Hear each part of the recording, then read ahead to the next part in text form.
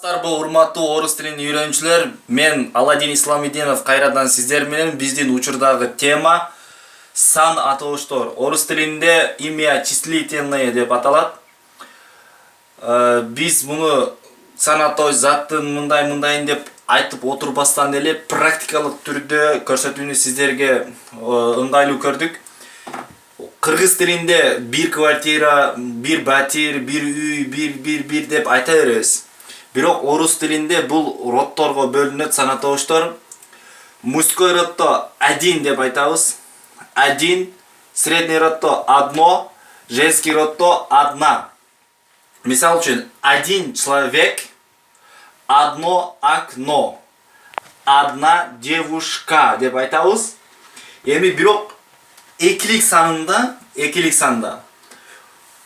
средний род менен мужской родду два деп айтабыз. Два человека, два окна. Одна девушка, экилигине өткөндө женский родду две девушки деп айтабыз. Мисал үчүн, квартира деген сөз ала турган болсок дагы одна квартира, две квартиры. Дведен кийин женский роддогу сандын көптүк саны келет. Две квартиры.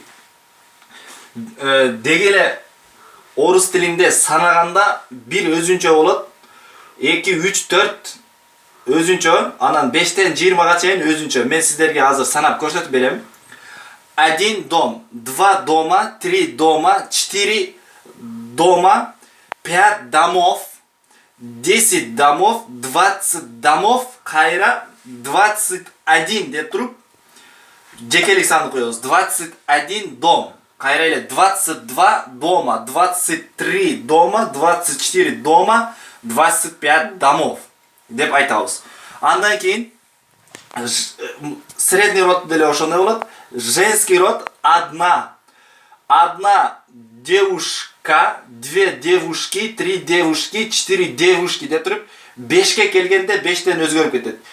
5 девушек, 10 девушек, 20 девушек, 20 кайра 21 девушка, 22 девушки, 31 девушка, 41 девушка, 51 девушка, 52 девушки болот. Биз азыр сиздер менен жылдын колдонушуну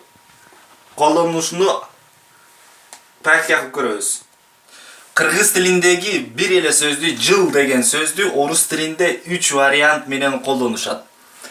Год, 1, 21, 31, 41, бир саны бар жерде год деген сөздү колдоно беребиз. Ал эми 2, 2ден баштап 4кө чейин года, 5тен 20га чейин, андан 5тен 30га чейин лет деп айтылат.